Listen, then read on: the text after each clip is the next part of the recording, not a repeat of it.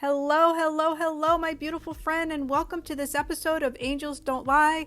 I'm your host, Jeannie Street, and I am honored and blessed to have you here.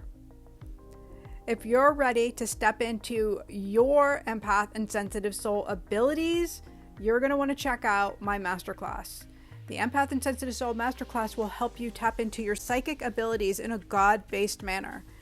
This is a really beautiful day, and I know you're going to want to experience this. So get over to my website at jeanniestreet.com/events and sign up today. So let's get on to this week's podcast. Continuing with my Summer Yumminess Series, where I am supporting you with little nuggets of love. Last week, I shared the complete Chapter 1 of my latest book, Believe Angels Don't Lie, A Heavenly View for God's Plan for Your Well-Being. This book and its complete audiobook are available on all major retailers and on Audible. Well, for today, we're going to jump into Chapter 2. And I'm gifting you a section of Chapter 2 that I know is going to really help you. So it's knowing our soul's truth. Inside, I'm going to dive in with you on the concept of feeling lost in your life and let you know what I learned and how I learned to take my power back.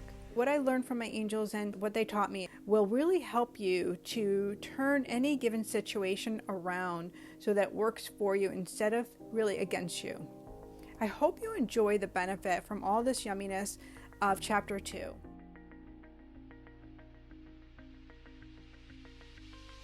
When she smiles at you, she'll say, angels don't lie.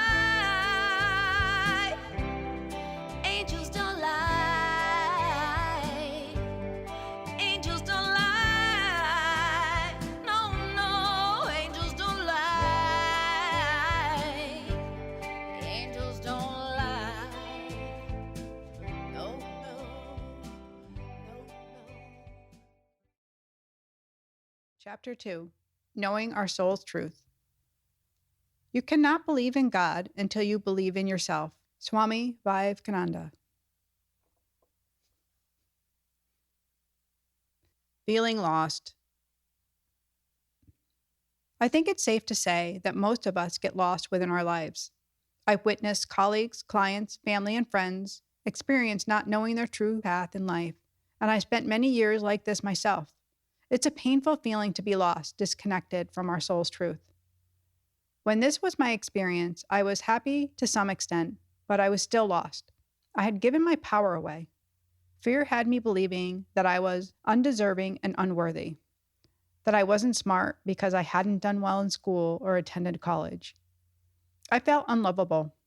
With such little self-respect, I unknowingly taught others to treat me the same way I was treating myself, like crap. I had to relearn how to love myself, and by doing so, I was able to take my power back with pure goddess style. There are still moments when those old fear-based beliefs will creep back in and I feel unworthy. Because I am an empath, my sense of knowing is like an open faucet that fills my body with the feelings and emotions of others. I can get caught up in what others think about me and almost immediately fall out of my goddess alignment. These are times when I remind myself that the energy of others is not my truth. When I stay in connection with a client and the flow of their reading, their energy can convert into confusing feelings and sensations and emotions within my body and mind. This is true for any one of us who is sensitive to the energy of others. When Shmigo and his fear jump in and claim those feelings, sensations, and emotions as thoughts, he works to fill my mind with his endless fearful lies. These lies connect the felt experience of another person to my own history, which in turn brings the feelings of unworthiness I just mentioned. Exercise. I learned the following trick from the angels. It helps me release the fear and surrender to love with faith. While keeping my connection to my client, I shut off the connection with Shmigo, returning to my truth and soul self. I invite you to try it. It's a nifty trick that I use to turn off the negative aspects that accompany being an empath and stop fear in its tracks. You can do the following exercise wherever and whenever you need it. Surrendering to love. Begin by setting your intention to surrender to God in the moment.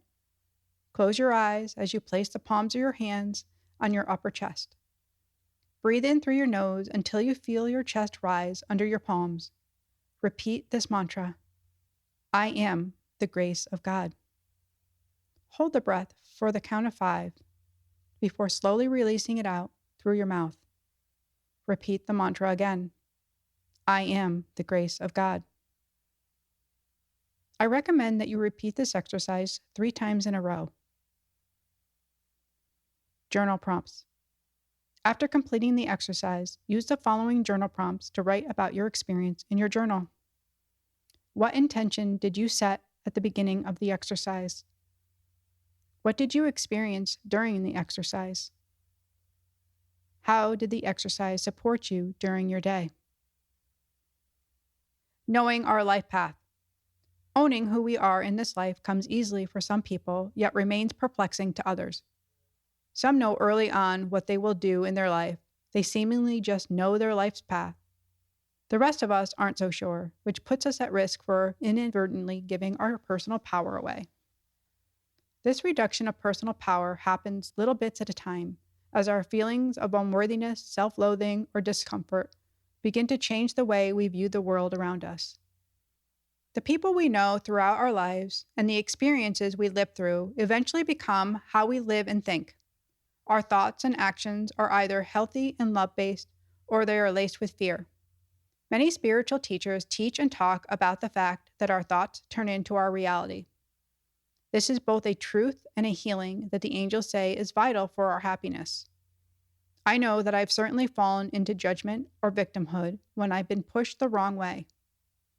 Most of us find that our judgment arises when we feel threatened or angry. Our relationships with others, and particularly the patterns within them, can also show us the truth about our own self-limiting beliefs and judgmental tones.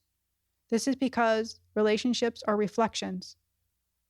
Doing the you work to be the love for yourself first will ultimately guide you to see where love has always been available to you throughout your life. No matter how painful the event, with enough you work, you will find the love rather than the pain you've chosen to see in its place. Since changing my point of view to focus on love and owning my personal power, I've been called an optimist by some, and it wasn't necessarily as a compliment. The way I see it, haters are going to hate, and we don't have to take on their yucky energy. Seeing the negative and being brave. It's often easier for us to see the negative instead of the positive in any given situation. This is why it's so easy to judge ourselves and each other. I share the same exercise with my clients that the angels guided me to do years ago when I began doing my you work. Make a list of fear thoughts versus love thoughts. I've witnessed the beneficial results this exercise has on an individual's life, just by listing out their fear and love thoughts for 1 week. When doing this exercise, most people discover very quickly that they are fear addicts. When we change our thoughts from fear to love, our perception changes too. Then we can go back through our old stories and life events and witness where love was available to us instead of revealing that event from the standpoint of victimhood. By doing so, we heal the pain of the past. I know this from my own experience. I became a mother at a young age. I was just 20 when I had my first baby and 22 when I had my second. Looking back, I see now that I wasn't present in my body most of those 22 years. I would fly out of my body or retreat within to hide from the energy I was experiencing, a trait that is common among both empaths and sensitive souls. But I knew one thing for sure: I wanted to be a mother. My first baby was delivered via emergency cesarean section and left me with more than one scar, one physical, the other emotional, as I'd almost lost my baby during labor. I was therefore quite fearful the second time around. As it turned out, I had a completely different delivery. In the middle of a contraction, the doctor saw that I was disconnected from my body. He brought out a mirror so I could connect with what was happening, not only with my body, but also with the labor itself. The problem was that I had been going through the motions of pushing, yet was having little success. The pain was really intense, and I wasn't making much progress. It was too late for any pain medication, and I was actually feeling like giving up, because in my mind, my pelvic bone was either going to burn apart or break in half. The doctor brought out the mirror and told me he wanted me to watch the next contraction before I pushed. I was horrified. Was he serious? He really wanted me to look down there? At that pain? I can't look at that pain, I thought. I had to hold it in. That's what I'd always done. He's crazy, and I will not follow along with crazy. I know now that his point was to have me to be present, not only in the moment, but also in my body. He knew that this would help me be more effective in my laboring. He was, in essence, being the love I needed at that moment. But I was horrified, and my decision was to stay hidden within and not to look pain in the eye. Lo and behold, I finally made it through the delivery without looking in that horrid, stupid mirror, and gave birth to a beautiful baby boy. I was clearly not ready to be awakened. More than 30 years later, I once again find myself called to look into that proverbial mirror. This time the mirror is the reflection of my truth and why I keep hiding the true source of who I am now that fear has been stripped away. I hide behind shy, introverted behaviors to avoid speaking my truth to family and friends who know that old version of me. I cannot tell you how many of these old, close pals I've known through the years, some of whom are in my family, say, "Jeannie, how come I didn't know you were a medium?" The truth is, I have been worried that they would judge me, and in that judgment, choose not to love me. Schmigo's twisted fear-based illusion had me believing that they would leave me, taking their love and running far, far away. Yet now, I see the mirror of truth reflecting back at me, telling me that my fear is a judgment of others. So now in this mirror of truth, of love, of being whole, I find I have to be both vulnerable and brave enough to share my story. I have to look right at the pain that accompanies my fear of not being loved. I have to push through it anyway. I was pondering all these illusions when the angels illuminated my soul path. I was sitting at the edge of the gynecologist's table, wearing a paper robe. I stared at the stirrups at the end of the table, my dangling legs jittering nervously as I awaited the doctor's arrival. I knew I had to lie back and put my feet in the stirrups. And just like when I was delivering my babies, I sensed a birthing happening. I was suddenly flooded with the feelings of just how uncomfortable it was to be there on that table. I thought, here you are again, Jeannie. You've got to put your feet in those darn stirrups, with only this thin paper robe to clench to for protection. Now this is vulnerability. In seconds, you'll be heels high in this awkward moment. It was there, in all my uneasiness, when I was feeling stripped down and exposed, that I became acutely aware I was actually experiencing the energy of bravery. Yes, I was vulnerable, but I paired that vulnerability with my bravery to stand in my truth, or in this case, lie with my feet in those stupid stirrups. I realized that moments like those are when layers of ego self are peeled away. Being exposed is something I've generally tried to avoid, often by running away. Maybe you've experienced running away as well. But now I'm choosing love and staying in the moment rather than retreating. Faith is what supports and holds me in that love, and that's exactly what I wish for you as well. You don't have to be at the gynecologist's office to find your bravery, but it's just so happened to be the place where mine showed up. Go figure. All right, my friend, I hope you enjoyed this section of Chapter 2, and it really serves your soul and lights you up. I'd love to hear your key takeaways in the comment section. And remember that the Empath and Sensitive Soul Masterclass is on August 20th, and tickets are just about sold out, so I want you to be there. Get into that now. JeannieStreet.com/events.